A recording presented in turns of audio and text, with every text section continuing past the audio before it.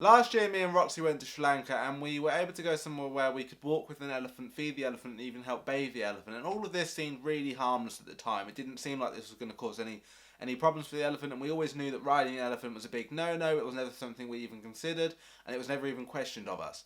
However, what we didn't know was actually the harm we were doing even just by being at this place and having that experience with the elephant, until someone recently sent me an article on The Guardian which lists a variety of different places that are recommended around the world to go and see elephants, and the place we went to in Sri Lanka wasn't on that list, and my heart absolutely broke because we thought we were doing everything right by going somewhere like this, and it turned out that actually it's not recommended. Maria Mossman, the founder of the non-profit group Action for Elephants UK, says that actually you shouldn't go to any sanctuary that offers riding or bathing with the elephants because elephants shouldn't be in water for such long periods of the day. And obviously when we went, it was late at night. We thought, well, this isn't a particularly busy place, it isn't going to be a problem.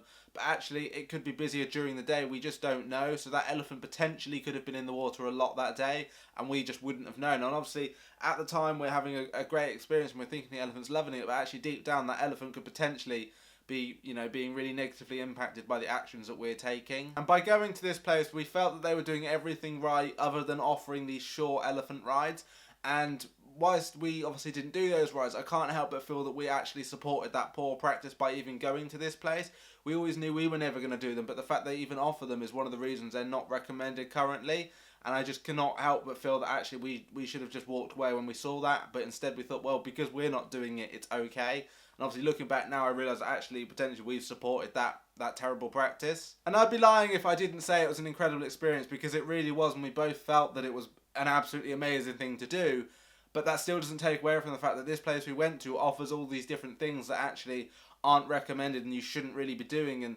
And the best sanctuaries that you can go to are the ones where you, majority of the time, will see the elephants from a distance, because actually elephants, especially if they can be released back into the wild, shouldn't have too much human contact, because if they go back into the wild, they're going to be expecting someone to come up and hand feed them and not be looking for food themselves. And obviously, in the wild, that's not necessarily going to happen. It's definitely taught us a lesson for future to do a lot more thorough research into anywhere we go like that.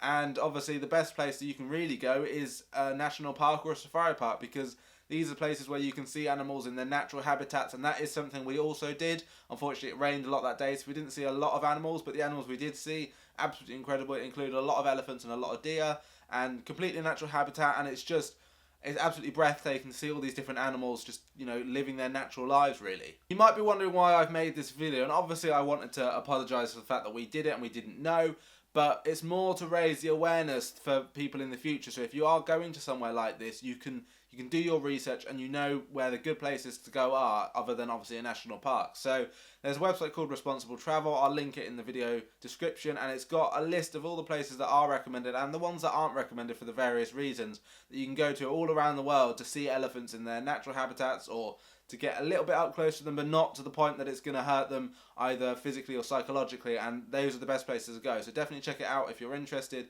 in going to somewhere. And obviously, like I said, I think the best place really is a national park, because you can see a variety of animals, including elephants, completely in their natural habitat. And as I said at the beginning, we always knew that riding an elephant was a big no-no, especially on the things that are called howdahs, which are the big heavy metal chairs that they use, and these can cause serious spinal damage to the elephant and also deep open wounds. Often you won't see these because of the chair that's on top of them, or the fact they've got sort of robes and covers over the top of them to cover this up, and the elephants are obviously forced into doing this.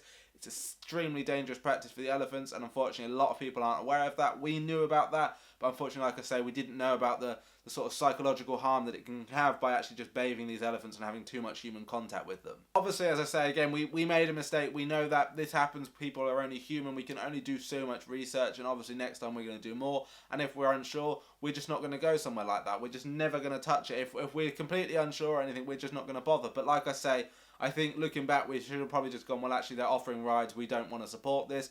But at the time, unfortunately, it didn't really cross our minds, because we just thought, well, if we're not doing it, it's okay. But that's totally the wrong attitude to have about things. Because obviously, whilst we might not actually be riding that elephant, it doesn't mean someone else isn't going to, and it doesn't mean that we're not supporting them by continuing to give them that money to do it. And whilst they are a charity, it still doesn't take away from the fact that that is going to be harming the elephant. And I just want to end on this note, that being up and close and personal to an elephant is an absolutely breathtaking experience. I'm not going to lie about that. But no experience is worth the physical or psychological harm of any animal.